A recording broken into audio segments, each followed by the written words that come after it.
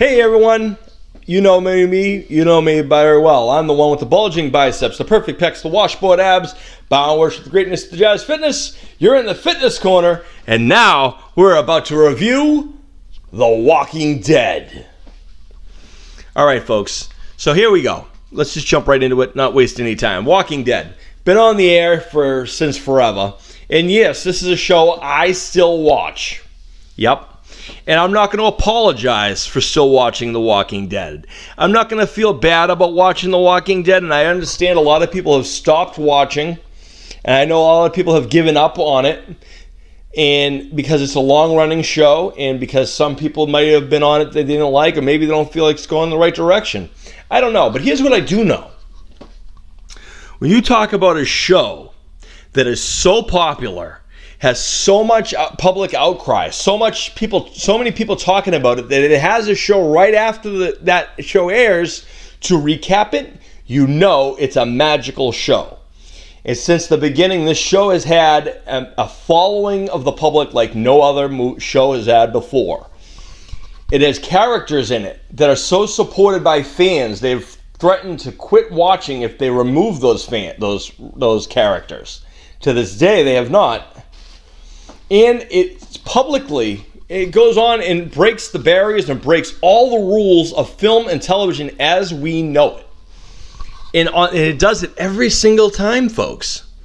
I know a lot of people have given up on The Walking Dead because maybe it's too violent. Maybe, they seem too repetitive. Where's this going to go? But you know what? And especially people who are hardcore on the graphic novels. Now, I get that. I read the graphic novels too, and I love those too. Robert Kirkman does a great job of it. What this show does, however, it brings differences, and it keeps you on your edge of your seat every single episode. You don't know who's going to die. You don't know who's going to live. You don't know who the survivors are. The show keeps you guessing. The show keeps you on the edge of your seat, and that is why it is to this day one of the greatest shows of modern time. Okay? It's been around for a very long time, ladies and gentlemen. A long time. It's outlasted the Sons of Anarchy. Okay, a lot of people compare the Sons of Anarchy with The Walking Dead. I know my family does, and at home we used to debate. Well, which is the better show, the Sons of Anarchy or The Walking Dead? I'm being the Walking Dead guy. They're the Sons of Anarchy people. I want to tell you something. I watched an episode of Sons of Anarchy because that was an agreement I had made. I said, "You watch an episode of The Walking Dead. I will watch an episode of Sons of Anarchy." Sons of Anarchy I watched. Yeah, it was a couple of little actions, some swearing, a little violent. But when you want to talk about violence, and you want to talk about controversial, there is no show on television since or before like The Walking Dead. Here's what I mean. There was... any episode that'll have a mother being shot by her son, legit. Any episode that will indulge a woman to shoot a girl in the back of the head because she killed her younger sister. I'm talking a preteen girl. That is unheard of in anything. That was controversial. It sparked public outcry. And isn't that the reason we watch TV shows and movies and whatever, is to get a reaction? Don't we watch those things to be surprised, to be entertained? If a movie or a television show doesn't spark some kind of reaction out of you, then it is not worth investing your time in, because it's not doing its job. If it's a comedy, then you laugh. If it's a horror show, then you're scared. If it's suspense, then you're on the edge of your seat. What The Walking Dead does, and it compiles all of that into one show. Okay, I can't really go into the whole cast because there's so many cast members who have gone on before and after and during. I have been fortunate enough to meet some of the greats from the show. I have met the great Chandler Riggs, who's no longer on the show. I have met the great Herschel, Scott Wilson, on the show. I have met Iron Lee Sillington. I've met Michael Rooker. I have met just about everybody. I haven't met the great Daryl Dixon, Norman Reedus yet, because I just haven't had the opportunity, nor the money to do so. But you know what? Someday I will. But I have Daryl on our show on Dream Matches, where we get to see Norman Reedus and Daryl Dixon on a regular basis. Still doing like he always does, beating ass and beating everyone up. Now here's the fun fact. If you want to know if you're a comic book fan, all right, you can't really, hating on the show or whatever, but you like Norman Reedus and you like Daryl Dixon, and you are contrasting what you're saying, because Daryl Dixon and Merle Dixon were not even part of the comic book series, not in the graphic novel at all. They were made up specifically for the show.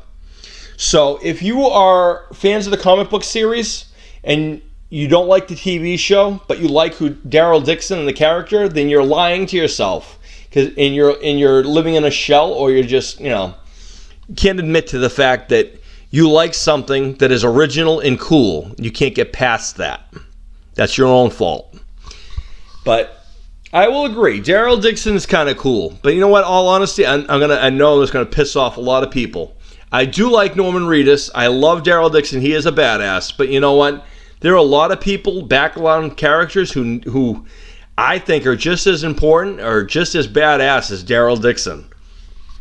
For example, Melissa McBride's character, Carol, you know what? I think Daryl Dixon has reserve. Carol has no reserve whatsoever. If you think you're doing what's wrong, if she thinks you're doing what's wrong, you get on the bad side of Carol, you better hope and pray that Carol doesn't get a hold of you, because Carol is going to be the one to end you. Carol is the one that had the unfortunate... Well, first of all, Carol's been through a lot, too. A lot of people don't even realize what Carol's been through. She had an abusive husband, leaves the abusive husband, has the zombie outbreak, but leaves with her daughter. Her daughter's turned into a zombie. Her daughter's been shot by everybody. I mean, the whole season 2 is looking for her daughter, who they found in the barn the whole time. But anyway, think about that trauma, what that does to a parent, and look at how far Carol has progressed versus Daryl. Daryl's never changed the entire time he's been Daryl, okay? He might have got a little loose, a little bit more warmer to people, but he's still the badass, right? But he's never changed. Carol has progressed and gotten more barbaric, more psychotic. She started as being a quiet little feeble woman. Now look at her. She is a badass. I wouldn't be surprised if her and Michonne threw down.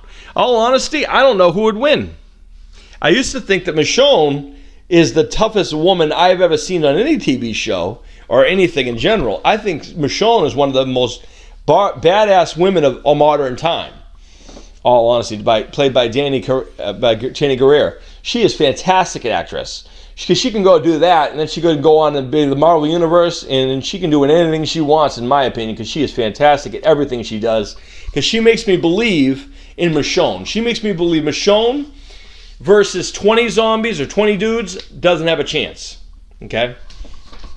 And I think that's what this show does. It brings people together. It shows people hope. It shows people what's like to people to band together and hope and to invest time in this small group of people.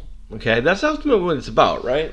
Now, granted, I know lots changed on the show since its beginnings, and a lot of people probably didn't believe it was going to go on as long as it did. And we're getting ready for the next season to come out again. Who knows what's going to happen? I know there's a movie supposed to be coming out soon. That doesn't surprise me. It's a popular TV show, so of course they'd have a movie to go accompany it. They're idiots if they don't do that. But, the cast changes happen. I get that. And in this show, they keep you guessing on who's going to go and who's going to do it, and how they're going to do it is I think, tasteful. I think the more tragic it is, the better it is. All honesty, if it doesn't make you feel something for the death, then it's failing. Now let me tell you this: I couldn't stand Shane the entire time. I didn't like him in season 1, didn't like him in season 2. Couldn't stand Shane, and finally to see Shane was done. What made me even happier is that Carl is the one that pulled the trigger. That made me satisfied as a fan, because I hated the fact that he was a family intruder. He was a home wrecker, as Shane was. So I never liked Shane, because I always could tell he was always trying to seduce Lori, guilt trip Lori into falling in love with him, trying to kind of intrude upon his supposed friend and partner Rick's family, trying to steal his son, kind of a thing. Well, to see the reward at the end of that season, to see Carl put the bullet in Shane finally, after all the devious things that Shane did, I had no sympathy. And to be honest with you, I can't stand Shane so much that I can't watch the new Punisher series. But you know what? I have to realize that John Bethenthrow, who plays Shane, he did such a great job playing that role that's what he's supposed to do. You're supposed to not like him. You're supposed to hate him. He did a great job for that role alone. And Michael Rooker, who played Merle, okay, a lot of people don't like Merle. I thought he was great. I thought he was very comical relief. I have a sick sense of humor, though, so there you go. But me and Merle seem to have the same sense of humor.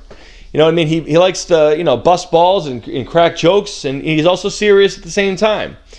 You also have to understand where he's coming from. His brother's kind of turned on him. He's lost a hand.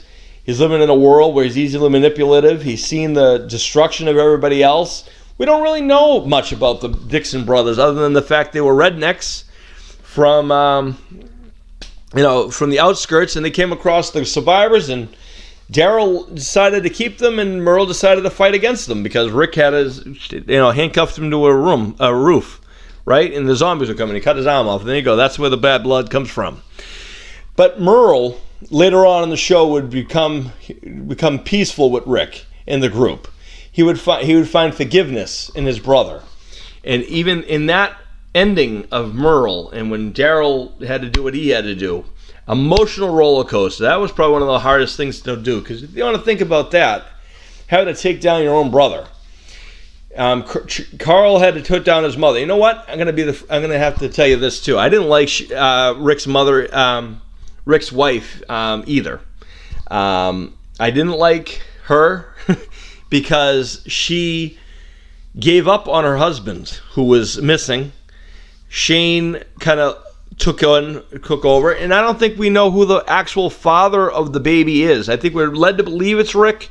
We don't know for sure. I believe it's Shane's kid, because she had that affair with Shane. And I don't think the baby is Rick's, unfortunately, and I think it would have been tragic to find out if that didn't happen. And the comic book series, that didn't get very far anyway. In the show, the girl's still going on strong. She's kind of becoming the new Carl, the new badass, kid actor, fighting everybody off. So there's that, and just the casting does really well still. The panel's really good. Robert Kirkman's still going good. The comic book series just ended, so I don't really think that The Walking Dead will go on much longer, unfortunately. But I'm going to have to say it is my favorite show of modern time. My favorite show of all time is The Brady Bunch, but that's another episode for another time, among others. But I have to say that The Walking Dead has definitely earned its spot in pop culture. It has earned its spot in one of the greats of television, most innovative on television. And now, a lot of people will, what also started was a craze on fans and fandom, okay? You have the Walking Dead fans, you have the Talking Dead afterwards. I believe there was a talk show after the Sons of Anarchy now. The Sons of Anarchy had also a recap show. And also, Game of Thrones had a thing that was also that. And they all kind of competed against each other. Game of Thrones just ended this past season. Sons of Anarchy has been off for a couple of years now. The Walking Dead is still going. Probably not for much longer, but it's still going. And it still has a fan base. Granted, it might be shrinking by all the people who, just kind of give up. And guess what? I'm not one of those people. I will always watch The Walking Dead. I will always defend watching The Walking Dead because it's an innovative show despite how you look at it. It's going to keep on messing with your mind. It is an influential show on television. Okay? It's violent. It's gory. It pushes the envelope every single week. The FCC must love The Walking Dead as much as they have to fight against it. So, all honesty, Walking Dead's doing a great job. Congratulations to everyone involved on The Walking Dead. And long live Rick and Carl Grimes. And And that's my review of The Walking Dead, one of the greatest television shows of modern time. May all your dreams come true. Go to Jazz by Fitness.